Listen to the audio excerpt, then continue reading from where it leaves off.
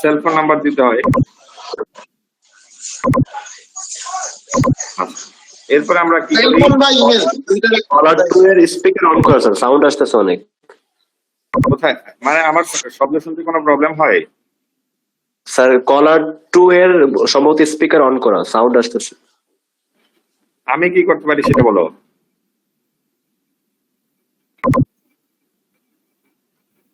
ঠিক এখন আছে বুঝতে স্যার, অফ যাচ্ছে? হয়েছে। জি স্যার।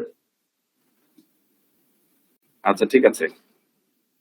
তাহলে যখন একটা ফেসবুক কেউ ওপেন করে তখন সাথে একটা প্রোফাইল থাকে, তাই তো?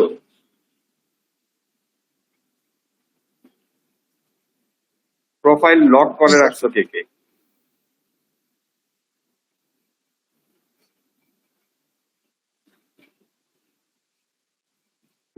সবার প্রোফাইল লক? না স্যার, তাহলে কারো প্রোফাইল লক না, তাই তো? মানে স্যার কারো কারো লক করা, কারো কারো লক করা না। মানে সবার প্রোফাইলে ওপেন, ওপেন টু পাবলিক নাকি লক করা? কার কার লক করা সেটা আমাকে বলো।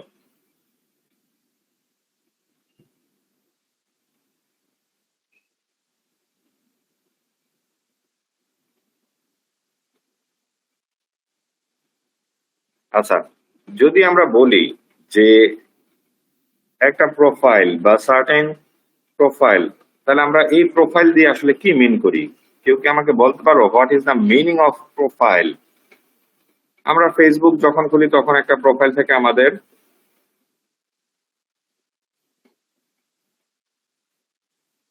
আর পরিচয় বা ঠিকানা। না, সুনির্দিষ্টভাবে আমি জানতে চাচ্ছি।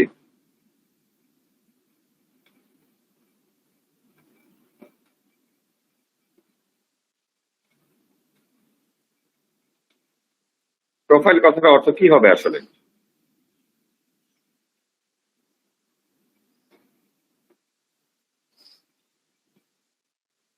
আমি বললাম কোন একটা জিনিসের প্রোফাইল, আমরা ধরে নিলাম যে কেউ একটা ফেসবুক অ্যাকাউন্ট খুললো, এরপর তার একটা প্রোফাইল ক্রিয়েট করলো। এই প্রোফাইলটা কেন? প্রোফাইলে কি থাকে আসলে? প্রোফাইলে আমরা ধরে নিলাম একটা পিকচার থাকে।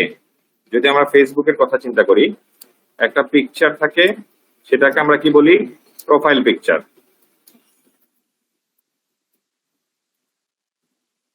সেটাকে আমরা বলি প্রোফাইল পিকচার। আব্দুল্লাহ ক্লাসে আছি, পরে ফোন দাও। তাহলে আমরা ধরে নিলাম একটা ফেসবুক এবং তার একটা প্রোফাইল থাকবে এবং সেই প্রোফাইলে কিছু পিকচার থাকবে এবং সেই সাথে কিছু সেন্টেন্সেস থাকবে, কিছু সেন্টেন্স থাকবে। তার মানে যদি কেউ কারো ফেসবুক প্রোফাইলে ঢুকে তার সম্পর্কে কিছু জানতে চায়, সুনির্দিষ্টভাবে কিছু জানতে চায়, ইন এ নাটশেল, খুব অল্প ভাষায় বা খুব অল্প শব্দে অথবা একটা পিকচার দিয়ে, তখন আমরাকে সেটা প্রোফাইল হিসেবে চিন্তা করি। প্রোফাইলের বাংলা হচ্ছে অ্যাকচুয়ালি পরিলেখ। পরিলেখ তার মানে profile itself is a sentence or word or a picture, যে কোনো কিছু যেটা কোনো একটা জিনিস সম্পর্কে সুনির্দিষ্টভাবে একটা বাস্তব আইডিয়া দিবে, ইন শর্ট। তার মানে আমরা যদি কারো ফেসবুক প্রোফাইল দেখি বা প্রোফাইল পিকচার দেখি, তখনই আমরা বুঝে যাব এই লোক সম্পর্কে, সে ছেলে হোক বা মেয়ে হোক, আমরা কিছু একটা ধারণা নিতে পারি। হ্যাঁ, তাহলে তার ফেসবুক প্রোফাইলটা এই বা ফার্স্ট পেজটা এই, তাহলে তার ভিতরে কি থাকতে পারে, ব্যাপারটা এরকম। প্রোফাইল ডিপিক্ট করে খুব অল্প শব্দে বা খুব অল্প সেন্টেন্সে বড় কিছু। আজকে আমাদের যে টপিক সেটা হচ্ছে লিপিড প্রোফাইল।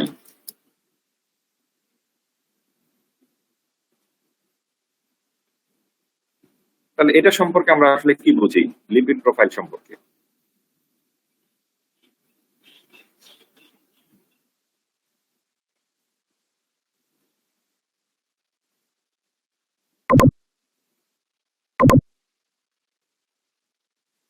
লিপিড প্রোফাইল তার মানে হচ্ছে লিপিডের একটা প্রোফাইল থাকবে, সহজ কথা, বা লিপিড কম্পোনেন্ট গুলোর একটা প্রোফাইল থাকবে, যেই প্রোফাইলটা দেখে আমরা খুব সহজে বডি লিপিড কেমন আছে বা বডি লিপিডের কম্পোনেন্ট গুলো সঠিক পর্যায়ে আছে কিনা সেটা আমরা ভালো জানতে পারবো।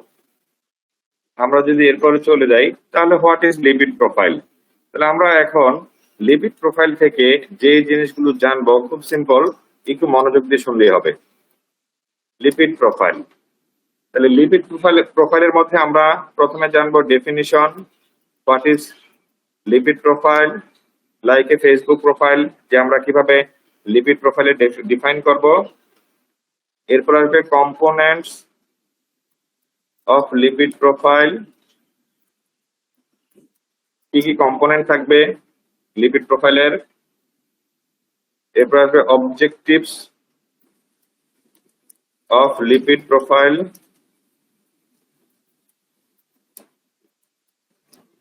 টেস্ট, আমরা কোন অবজেক্টিভ নিয়ে একটা লিপিড প্রোফাইল টেস্ট করব।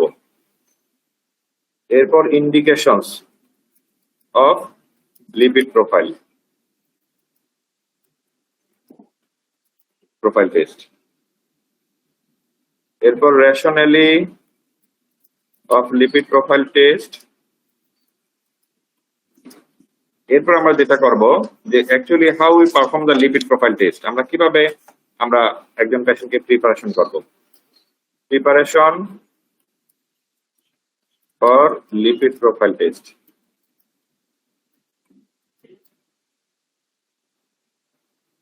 এরপর procedures for lipid profile test.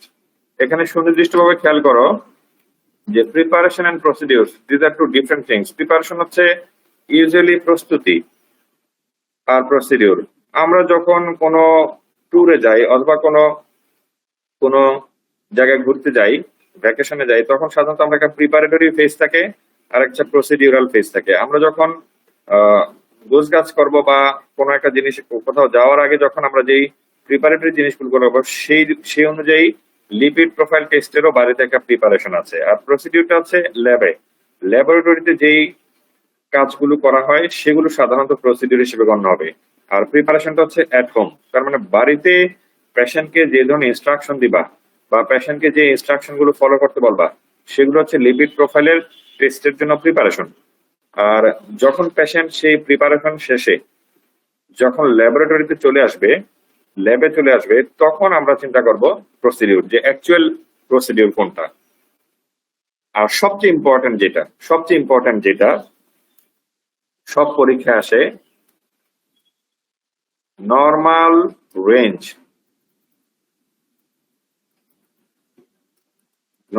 Range of lipid profile, that's all. তাহলে আমরা প্রথমে আসি ডেফিনিশনের ক্ষেত্রে, যে what do you mean by lipid profile.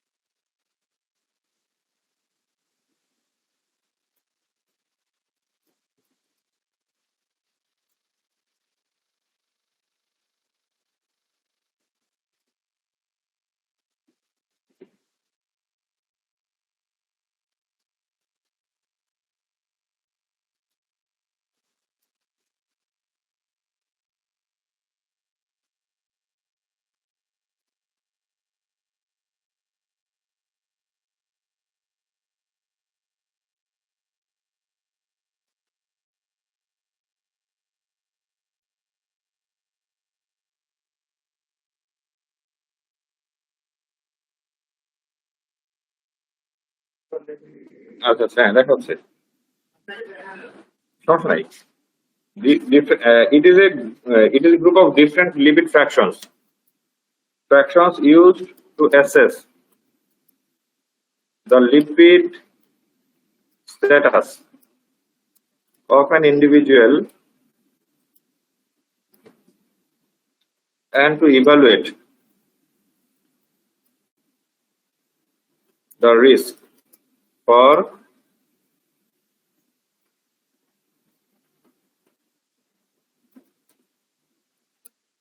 Sclerosis and coronary artery disease.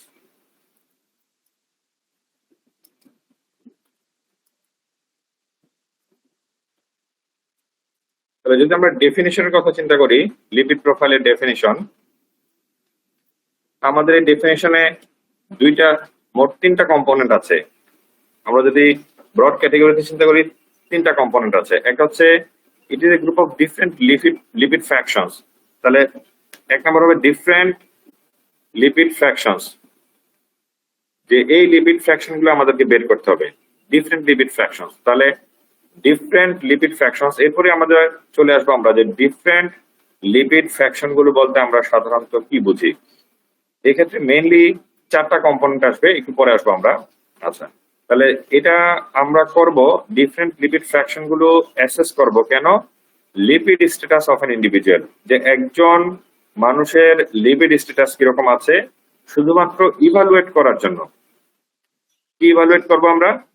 দুইটা জিনিস ইভালুয়েট করব, এবং ইভালুয়েশনের ক্ষেত্রে আমাদের আসবে যে রিস্ক। আমরা ইভালুয়েশন করার উদ্দেশ্য হচ্ছে তার আথেরোস্ক্লেরোসিস অথবা করোনারি আর্টারি ডিজিজ, এই দুইটা রোগ ডেভেলপ করার চান্স কতটুকু, অথবা তার এই দুইটা জিনিসের ফলে তার নিয়ার ফিউচার কোনো রেপিড অথবা ক্যাটাস্ট্রফিক কোনো কন্ডিশনে পড়তে পারে কিনা, অথবা কোনো ডিজিজ ডেভেলপ করে সেক্ষেত্রে তার মরবিডিটি অথবা মর্টালিটি ইনক্রিজ করতে পারে কিনা, সেইটা আমরা সাধারণত লিপিড প্রোফাইল দিয়ে রিস্ক অ্যাসেসমেন্ট করি। তাহলে লিপিড প্রোফাইল হচ্ছে it's a group of different lipid fractions used to assess the lipid status of an individual and to evaluate the risk for atherosclerosis and coronary artery disease. এটা হচ্ছে আমাদের lipid প্রোফাইলের definition. আমরা যদি এখন চিন্তা করি what are the components of lipid profile, খুবই ইম্পর্টেন্ট এবং এটাই পরীক্ষায় বেশি আসে, কম্পোনেন্টস অফ লিপিড প্রোফাইল। এটা কম্পোনেন্ট গুলো কি কি এবং প্রত্যেকটা নরমাল ভ্যালু সহ আসে। তাহলে এক নম্বর component, number 1 component total cholesterol.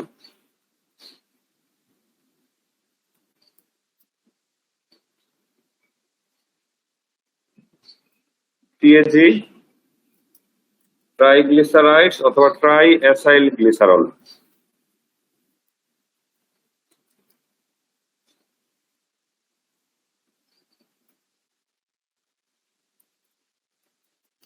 তারপর আসবে আমাদের LDL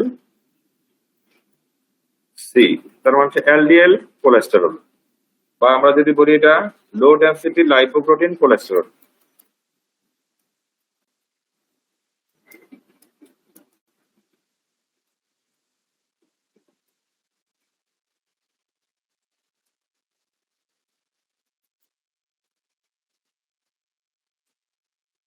HDL-C, high density lipoprotein cholesterol. তাহলে আমাদের এই যে চারটা কম্পোনেন্ট লিপিড প্রোফাইলের, components of lipid profile, total cholesterol, যদি আমরা টোটাল কোলেস্টেরলকে আবার কম্পোনেন্ট হিসেবে ভাগ করি তখন সেখানে চলে আসবে low density lipoprotein cholesterol, high density lipoprotein cholesterol, এবং সেই সাথে আসবে হচ্ছে ট্রাই অ্যাসাইল গ্লিসারল বা ট্রাইগ্লিসারাইডস। এই চারটা কম্পোনেন্ট সাধারণত আমরা একটা লিপিড প্রোফাইলে দেখি। এখন আসি আমরা অবজেক্টিভ অফ লিপিড প্রোফাইল বা why we shall do the test for lipid profile. আমাদের উদ্দেশ্য কি লিপিড প্রোফাইল দেখার?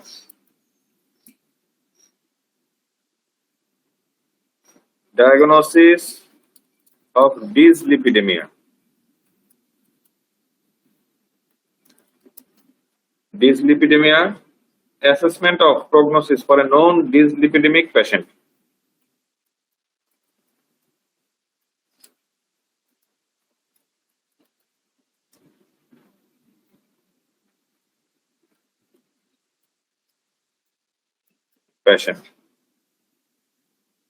আর আমরা তো ডেফিনিশন আগেই বলে দিয়েছিলাম, assessment of risk factor for atherosclerosis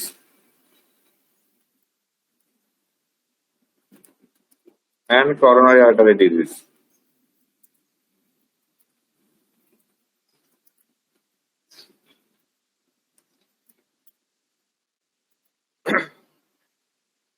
তাহলে যদি প্রথমে আসে অবজেক্টিভ অফ লিপিড প্রোফাইলের ডায়াগনোসিস অফ ডিসলিপিডেমিয়া, আমরা কিভাবে এই পয়েন্ট ফরওয়ার্ড করব? একজন পেশেন্ট আসলো, আমরা যদি দেখি যে তার কোনো হিস্ট্রি ফিজিক্যাল এক্সামিনেশনের পরে যদি আমাদের মনে হয় তার লিপিড ডিসঅর্ডার থাকতে পারে বা তার বডিতে লিপিড যে ফ্র্যাকশন গুলো আছে সেগুলোর জন্য তার একটা রিস্ক ফ্যাক্টর থাকতে পারে, আইদার করোনারি আর্টারি ডিজিজ অথবা আথেরোস্ক্লেরোসিস। আমরা যদি কোনো পেশেন্টের বডি মাস ইন্ডেক্স বা বিএমআই অনেক বেশি পাই, তখন সাধারণত আমরা চিন্তা করব যে হ্যাঁ, এই পেশেন্টের আমরা সুনির্দিষ্টভাবে একটা লিপিড ডায়াগনোসিস পারপাসে যে আমরা হিস্ট্রি এবং ফিজিক্যাল এক্সামিনেশন, হিস্ট্রি থেকে জানবো তার ফুড হ্যাবিট জানবো, ফিজিক্যাল এক্সামিনেশন থেকে তার বিএমআই নিব,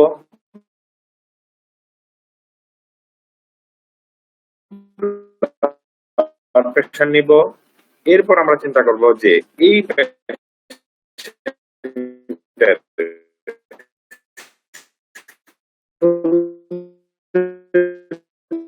নির্দিষ্টভাবে একটা লিপিড প্রোফাইল করা দরকার, কারণ আমাকে ডায়াগনোসিসে পৌঁছাতে হবে তার ডিসলিপিডেমিয়া আছে কিনা। For a non dyslipidemic patient, ধরো আমরা 6 মাস আগে একটা পেশেন্ট দেখেছিলাম বা 1 বছর আগে কোন একটা পেশেন্ট দেখেছিলাম, তখন সুনির্দিষ্টভাবে হিস্ট্রি এবং ফিজিক্যাল এক্সামিনেশনের পরে আমরা লিপিড প্রোফাইল তাকে অ্যাডভাইস করেছিলাম এবং সেই লিপিড প্রোফাইলে আমরা ডিসলিপিডেমিক বা ডিসলিপিডেমিয়ার ফিচার পেয়েছি। যদি সেই ফিচার 6 মান্থস ব্যাক অথবা 3 মান্থস ব্যাক আমরা পেয়ে থাকি, তাহলে আমরা ওই পেশেন্টকে আবার 3 to 6 মান্থস পরে আসতে বলবো যে অ্যাসেস করার জন্য prognosis for a non dyslipidemic patient. মানে আমরা তো জানি যে সুনির্দিষ্টভাবে এই পেশেন্টের ডিসলিপিডেমিয়া আছে বা লিপিড ডিসঅর্ডার আছে, তাই আমরা এই পেশেন্টকে আবার 3 থেকে 6 মাস পরে আসতে বলবো। কেন?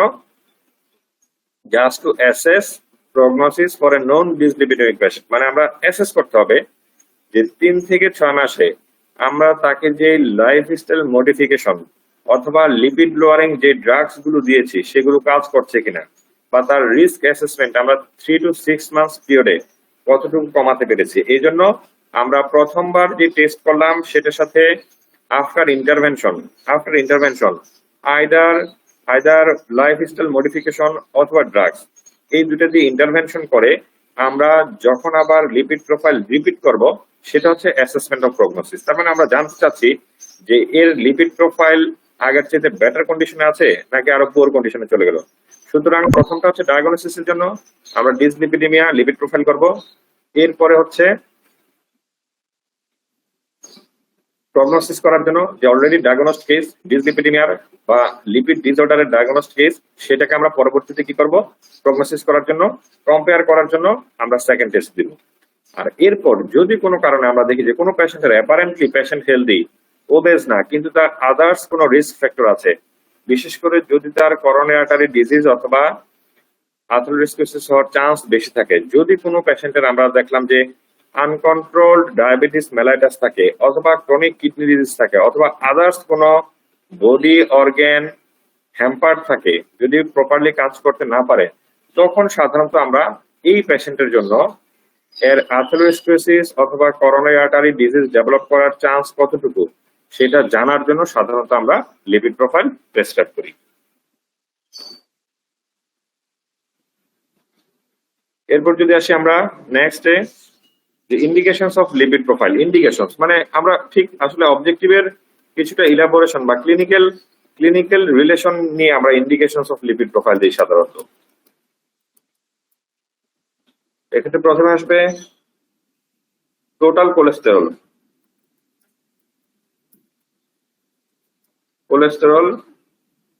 200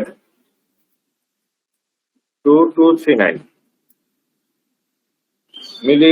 মিলিগ্রাম পার ডেসিলিটারে সাধারণত আমরা চিন্তা করি with coronary artery disease or 2 risk factor for coronary artery disease. এক্ষেত্রে রিস্ক ফ্যাক্টর কি হতে পারে? মাল্টিপল রিস্ক ফ্যাক্টর, যেমন ওবেসিটি থাকতে পারে অথবা বিএমআই অনেক বেশি থাকতে পারে অথবা আদার্স রিস্ক ফ্যাক্টর থাকতে পারে, ফ্যামিলি হিস্ট্রি থাকতে পারে,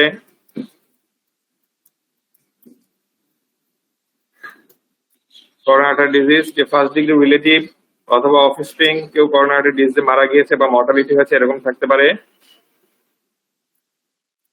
হাই অ্যালকোহল কনজাম্পশন যদি কারো থাকে,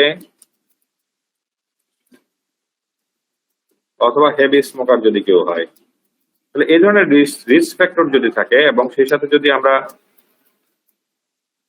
আমরা মনে করি যে এই পেশেন্টের আদার্স রিস্ক ফ্যাক্টর গুলো তার লিপিড প্রোফাইল ডিরেঞ্জ করতে পারে, তখন আমরা সাধারণত লিপিড প্রোফাইল প্রেসক্রাইব করি। আর টোটাল কোলেস্টেরল যদি কোনো কারণে গ্রেটার দেন অথবা ইকুয়ালস টু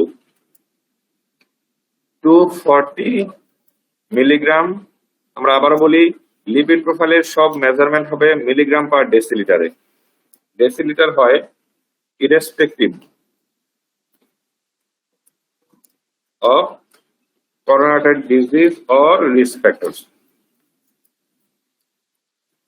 এটা হচ্ছে ব্যাপারটা এরকম। ইনসিডেন্টাল ফাইন্ডিং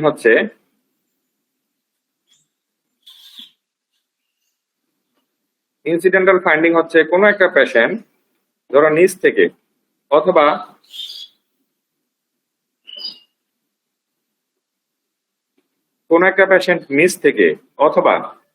ধরো কোনো জেনারেল ফিজিশিয়ানের বিশেষজ্ঞের পরামর্শ ছাড়াই কোনো একটা পেশেন্ট নিজে থেকে অথবা কোনো বিশেষজ্ঞ পরামর্শ ছাড়াই জেনারেল ফিজিশিয়ান জিপি প্র্যাকটিস করে এরকম একজনের কাছ থেকে পরামর্শ নিয়ে একটা লিপিড প্রোফাইল করালো, এবং তখন সেই লিপিড প্রোফাইলে যদি কোনো কারণে টোটাল কোলেস্টেরল 240 মিলিগ্রাম পার ডেসিলিটারের বেশি থাকে, যদিও তার করোনারি আর্টারি ডিজিজ অথবা আথেরোস্ক্লেরোসিসের জন্য কোনো রিস্ক ফ্যাক্টর নাই, তখন আমরা ইন্টারভেনশনের পরে সেটা আবার রিপিট করাবো। এই জন্য বলা হচ্ছে টোটাল কোলেস্টেরল যদি কোনো কারণে 240 মিলিগ্রাম পার ডেসিলিটারের বেশি থাকে। কারণ আমরা তো জানবো না, কোনো পেশেন্ট আসলে তো আমরা সঠিকভাবে জানবো না যে সুনির্দিষ্টভাবে যে এর টোটাল কোলেস্টেরল লেভেল কত আছে। তার মানে কি আমাকে প্রিভিয়াস কোনো ডকুমেন্টের উপর নির্ভর করতে হবে। তাহলে কেন এটা বলা হয়েছে যে irrespective of coronary artery disease or other risk factors? এটা এই জন্য বলা হয়েছে যে যদি কেউ ইনসিডেন্টালি অথবা নিজে থেকে অথবা নিজে রিস্ক ফ্যাক্টর মনে করে একটা লিপিড প্রোফাইল করালো, অথবা কোনো জেনারেল ফিজিশিয়ান তার পরামর্শক্রমে একটা লিপিড প্রোফাইল করালো এবং তখন সেখানে দেখা গেল টোটাল কোলেস্টেরল অনেক বেশি, greater than or equal to 240 milligram per decilitre, তখন আমরা যেটা করব এই পেশেন্টের জন্য সুনির্দিষ্টভাবে একটা ওয়ার্ড প্ল্যান তৈরি করব এবং তখনই আমরা লিপিড প্রোফাইল প্রেসক্রাইব করব।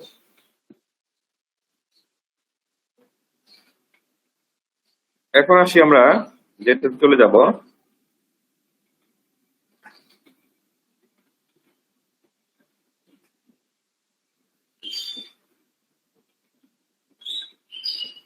রেশনালি অফ লিপিড প্রোফাইল, যে যৌক্তিকতা কি।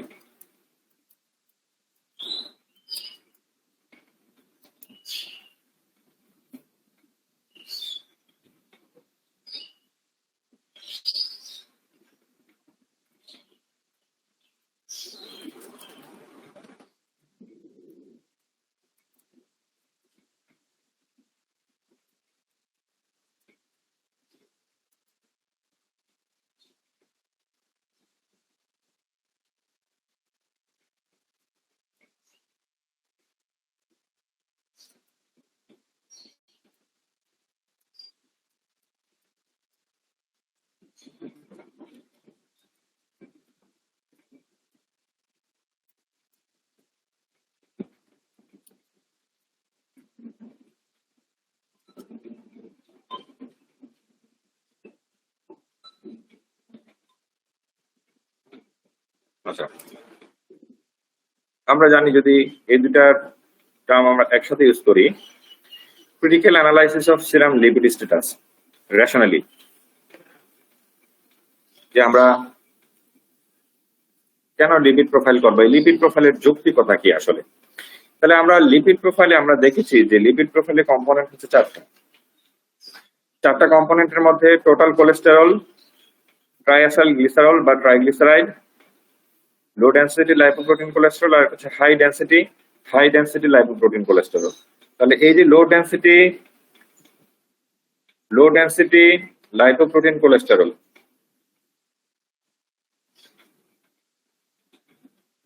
আমরা বলেছি লিপিড প্রোফাইলের কম্পোনেন্ট 4টা। তাহলে আমরা ক্রিটিক্যাল অ্যানালাইসিস করতে পারবো যে actually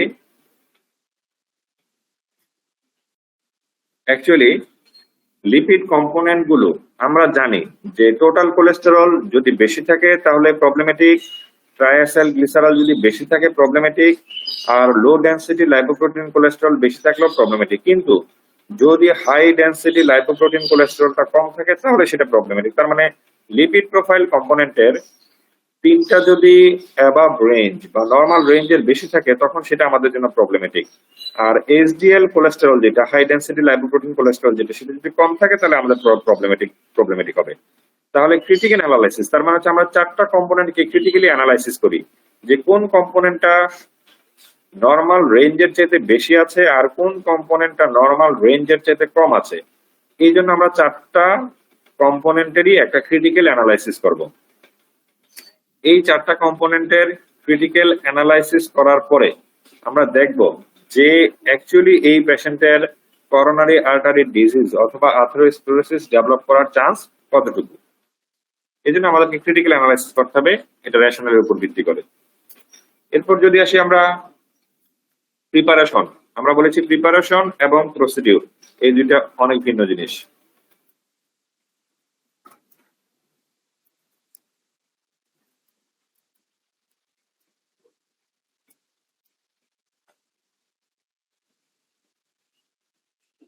Number 1, 10 to 12 hours fasting.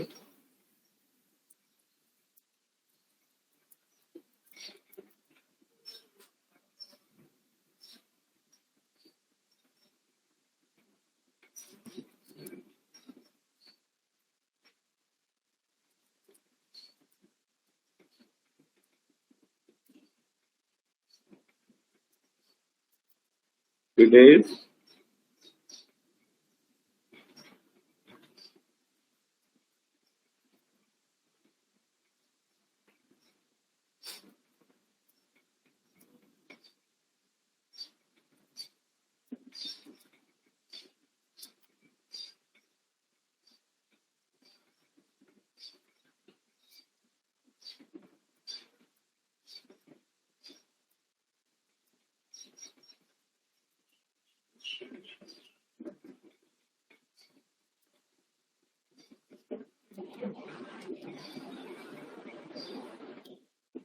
তাহলে প্রিপারেশন যে জিনিসগুলো যে পেশেন্ট কন্ডিশন আমরা বলেছি যে প্রিপারেশন গুলো নিতে হবে সাধারণত বাড়িতে, এগুলো ল্যাবরেটরিতে এসে নেওয়া যাবে না। তাহলে আমরা প্রিপারেশনের ক্ষেত্রে আমরা জানি প্রথম এবং ফার্স্ট যে প্রিপারেশনটা 10 to 12 আওয়ার্স ফাস্টিং। তার মানে প্রিভিয়াস নাইটের পরে, আগের দিন রাতের ডিনারের পরে আর কিছু খাওয়া যাবে না। এরপর যদি কিছু খেতে হয় অনলি ওয়াটার, কিন্তু এর বাইরে আর কিছু খাওয়া যাবে না। এর কারণ হচ্ছে যদি একজন পেশেন্ট সকালে নাস্তা করে আসে বা ব্রেকফাস্টে যদি অনেক লিপিড বা ফ্যাট জাতীয় খাবার খেয়ে আসে তাহলে তার টেস্টটা ইরেটিক রেজাল্ট দিবে। তার মানে এই টেস্টটা সঠিক, তার যে লিপিড প্রোফাইল সেটা সঠিকভাবে ডিপিকশন হবে না। এর কারণ কি? এর কারণ হচ্ছে যদি ওভারনাইট ফাস্টিং না থাকে বা রাতের বেলার পরে সকালেও নাস্তা করে আসে তাহলে তার নর্মাল যেই লিপিড প্রোফাইলের রেঞ্জ আসার কথা বা নর্মাল যেই লিপিড প্রোফাইলের কম্পোনেন্ট গুলো আসার কথা তার ক্ষেত্রে এটা অনেক বেশি রেজ থাকবে বা অনেক বেশি থাকবে। সুতরাং যদি কোনো পেশেন্টকে আগের দিন রাতে বলা হয় তাহলে তার পরের দিন সকালে ফাস্টিং টেস্ট করা যাবে, সকালে নাস্তা করা যাবে না। Usual diet in previous days, সে আগে থেকে যেই খাবার খেত, সাধারণত সে আগে থেকে যেই খাবার খেত তাহলে সেই খাবারই তাকে বলতে হবে যে আপনি 3 দিন পর্যন্ত আপনার ইউজুয়াল যে খাবারগুলো আছে, আপনি বাড়িতে যেই খাবার খেতেন সেগুলোই খাবেন, খাবারে কোনো অল্টারেশন করা যাবে না। Usual activities in previous days, তার মানে সে স্বাভাবিক যে কাজকর্ম করতো সেগুলি তাকে 3 দিন করতে বলতে হবে। অর্থাৎ আমরা তো এগুলো রেট্রোস্পেক্টিভ করতে পারবো না, এগুলো প্রসপেক্টিভ করতে হবে। প্রসপেক্টিভ মানে হচ্ছে যে আমাদেরকে পেশেন্ট যখন আসলো সেদিনই সাথে সাথে আমরা ব্লাড টেস্ট করতে পারবো না, তাকে ইনস্ট্রাকশন গুলো দিয়ে বলতে হবে আপনি 3 দিন পরে আসেন, 3 দিন পরে সকালে খালি পেটে আসবেন, তখন আমরা আপনার ব্লাড নিয়ে রক্ত নিয়ে এই পরীক্ষাগুলো করবো। এই জন্যই 10 to 12 আওয়ার্স ফাস্টিং, এগুলো প্রসপেক্টিভ, রেট্রোস্পেক্টিভ না, যে সামনের দিকে বলে দিতে হবে। ইউজুয়াল ডায়েট, যে স্বাভাবিক খাবার খাবে 3 দিনে, আর ইউজুয়াল অ্যাক্টিভিটিস করবে, ওনার স্বাভাবিক যে কাজকর্ম ছিল সেগুলোই 3 দিন যাবত করে যাবে। এখন আসো must be free from trauma, surgery, acute infection এবং প্রেগনেন্সি।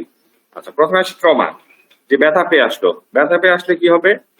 ব্যথা পেলে যখন মানুষ কোনো কারণে ট্রমাটাইজড হয় তখন তার হরমোনাল একটা ইমব্যালেন্স হয়। যদি কোনো কারণে হরমোনাল ইমব্যালেন্স হয়, সেই হরমোনাল ইমব্যালেন্স থেকে ট্রমার কারণে অনেক বেশি এন্ডোরফিন, এপিনেফ্রিন, নরএপিনেফ্রিন এগুলো সিক্রেশন হয়। আর সেই সিক্রেশন গুলো যেটা করে, আমাদের শরীরে ইউজুয়াল যে কার্বোহাইড্রেট, অথবা লিপিড কম্পোনেন্টের যে total cholesterol, triglyceride, triacylglycerol, LDL, low density lipoprotein অথবা হাই ডেনসিটি লাইপোপ্রোটিন যেগুলো আছে, সেগুলোর এক্সপ্রেশনে একটা ফ্র্যাকশনের তারতম্য দেখা যেতে পারে। এই জন্য আমরা বলবো যদি কোনো কারণে ট্রমাটাইজ হয় সেক্ষেত্রে আমরা করবো না। সাধারণত ট্রমা পেশেন্টদের লিপিড প্রোফাইল করার দরকার হয় না। যদি কোনো কারণে তার প্রিভিয়াস কিছুদিন আগে সার্জারি হয়ে থাকে তখন আমরা বলি যেটাকে অমিট করা ভালো, অথবা সার্জারির আগে লিপিড প্রোফাইল করেন, অথবা সার্জারির পরে টোটাল রিকভারির পরে আপনি লিপিড প্রোফাইল করেন। একুট ইনফেকশন হচ্ছে অনেকের থাকে যে জ্বর, কাশি, ঠান্ডা, হঠাৎ করে ফ্লু, এরকম যদি থাকে তাহলে সেই একুট ইনফেকশন অবস্থায় কোনো কারণে লিপিড প্রোফাইলের জন্য টেস্ট দেওয়া যাবে না। যদি একুট ইনফেকশনের কারণে কোনো কারণে লিপিড প্রোফাইলের জন্য টেস্ট দেওয়া হয় তাহলে যেটা হবে, আমাদের লিপিড প্রোফাইলের যে ভ্যালু সেগুলোতে একটা তারতম্য দেখা দিবে। আর প্রেগন্যান্সি এটা আসলে এরকম না যে প্রেগন্যান্সিতে সাধারণত লিপিড প্রোফাইলের দরকার হয় না, কারণ pregnancy itself is A non, pregnancy নিজেই হচ্ছে এক ধরনের কন্ডিশন, যখন সাধারণত it's related to child birth থাকে তখন সাধারণত আমরা ওই জিনিসগুলো অমিট করি। আর প্রেগন্যান্সিতে করোনারি আর্টারি ডিজিজ অথবা আর্থেরোস্ক্লেরোসিস হয়ে পেশেন্টের মর্টালিটি হয়েছে বা মরবিডিটি হয়েছে খুব কম। কারণ আমরা দেখি যে ইউজুয়ালি প্রেগন্যান্সি কখন হয়, সাধারণত আর্লি এজে হয়, বিফোর 40। যদি আমরা মেয়েদের বয়সের কথা চিন্তা করি যে 40-এর আগেই সাধারণত প্রেগন্যান্সি বা ফ্যামিলি কমপ্লিট হয়ে যায়। আর আর্থেরোস্ক্লেরোটিক ডিজিজ অথবা করোনারি আর্টারি ডিজিজ এটা সাধারণত আফটার 40 হয়, 40-এর পর বা 45-এর পরে হয়। ততদিনে সাধারণত প্রেগন্যান্সি ইজ কোয়াইট আনলাইকলি। এরপর যদি আমরা প্রসিডিউরস অফ লিপিড প্রোফাইল, আমরা বলেছি প্রিপারেশনটা বাসায় নিতে হবে, পেশেন্টকে বলে দিতে হবে প্রিপারেশনের জন্য। আর প্রসিডিউরটা কোথায় হবে? Procedure should be in the laboratory.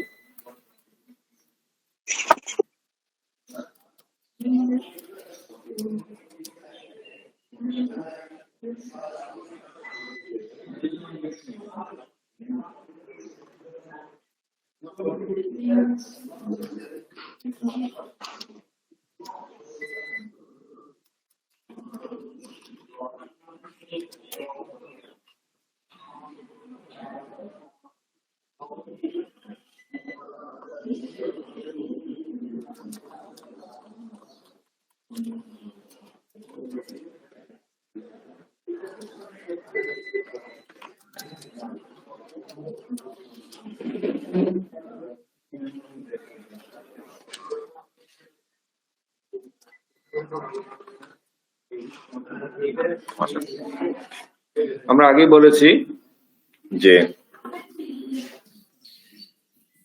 আমরা সিরাম লিপিড প্রোফাইল করি, সাধারণত আমরা বলি না যে ব্লাড লিপিড প্রোফাইল, আমরা সাধারণত বলি সিরাম লিপিড প্রোফাইল।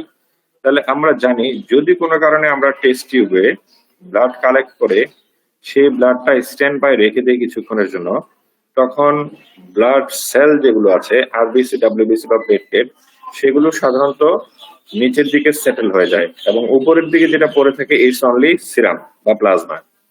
তাহলে যখন আমরা ব্লাড কালেক্ট করবো আফটার ওভারনাইট ফাস্টিং, তখন সেই ব্লাডটাকে টেস্ট টিউবে কিছুক্ষণ রেখে দিব। কিছুক্ষণ রেখে দেওয়ার ফলে কি হবে, লংজিটিউডনালি যদি রেখে দিই আমরা, তখন ব্লাড সেলের যে কম্পোনেন্ট গুলো আছে বা যে কম্পোনেন্ট গুলো সেলুলার কম্পোনেন্ট গুলো, সেগুলো নিচে পড়ে যাবে সেডিমেন্ট হয়ে, আর উপরের দিকে শুধু সিরামটা পড়ে থাকবে। তাহলে আমরা তখন সেই সিরাম থেকে লিপিড প্রোফাইলের যে কম্পোনেন্ট গুলো মেজার করা, সেগুলো আমরা মেজার করবো। তোমরা ল্যাবরেটরিতে যে টেস্ট করেছো লিপিড প্রোফাইলের, সেগুলো তো অলরেডি জানো যে এটা একটা এনজাইমেটিক মেথড এবং এটা একটা কলোরিমেট্রিক মেথড। এখন যদিও অনেক কিছু অটোমেটেড হয়, যেমন ব্লাড বা সিরাম দিলে সেটা অটোমেটিক মেজার করে পাঠিয়ে দেয়, সিরামের সাথে আমরা এনজাইম দিয়ে দিই, তখন সেটার সাথে অটোমেটেড মেশিনে ঢুকিয়ে দিলে সে নিজে নিজে একটা রেজাল্ট বের করে দেয় অটোমেটেড। কিন্তু আমরা যেটা আমাদের ল্যাবরেটরিতে করি বায়োকেমিস্ট্রি ল্যাবে সেটা হচ্ছে এনজাইমেটিক মেথড এবং কলোরিমেট্রিক মেথড। তার মানে হচ্ছে আমরা সুনির্দিষ্টভাবে এনজাইম, এখানে স্পেসিফিক্যালি আমরা কিছু এনজাইম প্রয়োগ করি এবং সেই এনজাইম গুলো পরে কালার চেঞ্জ হয় কিনা বা কতটুকু কালার ইন্টেন্সিটি হয়, সেই কালার ইন্টেন্সিটি অনুযায়ী আমরা কলোরিমিটারে মেজার করে আমরা একটা রেজাল্ট দিই। এই জন্য সিরাম লিপিড প্রোফাইলের যে টেস্টগুলো আমাদের বায়োকেমিস্ট্রি ল্যাবে করা হয় অলওয়েজ এনজাইমেটিক এন্ড কলোরিমেট্রিক মেথড। আচ্ছা, পরীক্ষার জন্য সবচেয়ে ইম্পর্টেন্ট যেটা নরমাল ভ্যালুজ। নরমাল ভ্যালুজ এর মধ্যে আমরা যদি টোটাল কোলেস্টেরল কথা চিন্তা করি,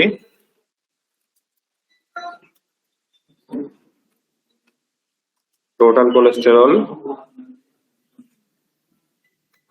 এটা হচ্ছে যদি আমরা ডিজায়ার্ড লেভেল চিন্তা করি তাহলে হবে আমাদের less than 200 milligram per decilitre, আর বর্ডার লাইন হাই হবে 200 টু 239, আর অনেক বেশি high greater than or equals two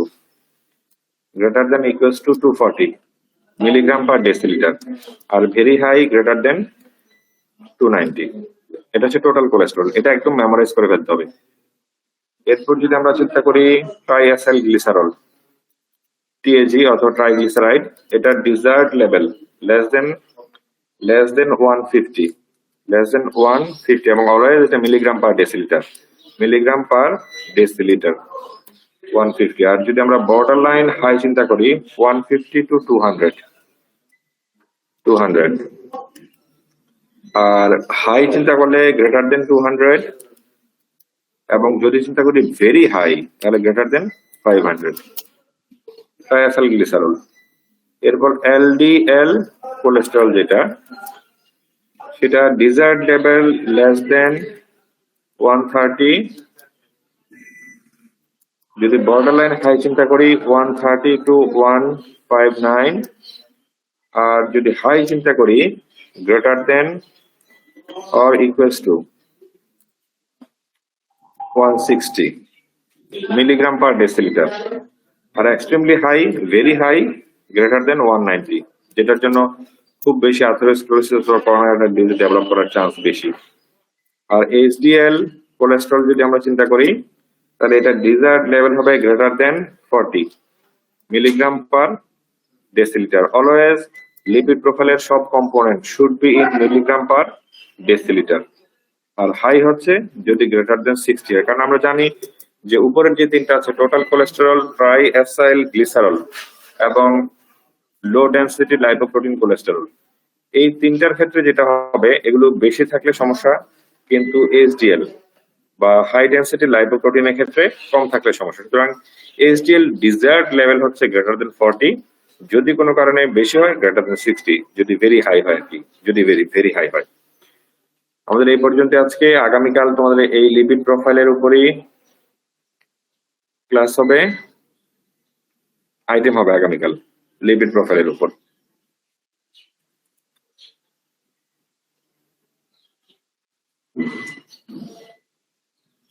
sir HDL এর কোনো বর্ডার লাইন নেই? এইচডিএল এর বর্ডার লাইন হচ্ছে 40 নিচে হলে সমস্যা। 40 নিচে হলে আমরা বলি যে এটাকে বাড়ানোর জন্য, তখন মাছ খাবা, সামুদ্রিক মাছ, তারপর ওমেগা 3 ফ্যাটি অ্যাসিড যেগুলো আছে সেগুলো খেতে হবে। বর্ডার লাইন হচ্ছে গ্রেটার দেন 40 হলে ভালো, যদি 40 নিচে হয় তাহলে বর্ডার লাইন নিচে খারাপ। অর্থাৎ এইচডিএলটা যদি 40 নিচে হয় তাহলে সেটা আমাদের জন্য প্রবলেমেটিক। ওভারঅল শুধু যে এইচডিএল দিয়ে সব চিন্তা করতে হবে তা না, এইচডিএল যদি কম হয় তাহলে দেখতে হবে টোটাল কোলেস্টেরল, টিএইচজি আর এলডিএল এগুলো বেশি কিনা। সেগুলো যদি আবার নরমাল থাকে দ্যাটস ওকে, কারণ তখন একটা আরেকটাকে কাউন্টারফেট করে।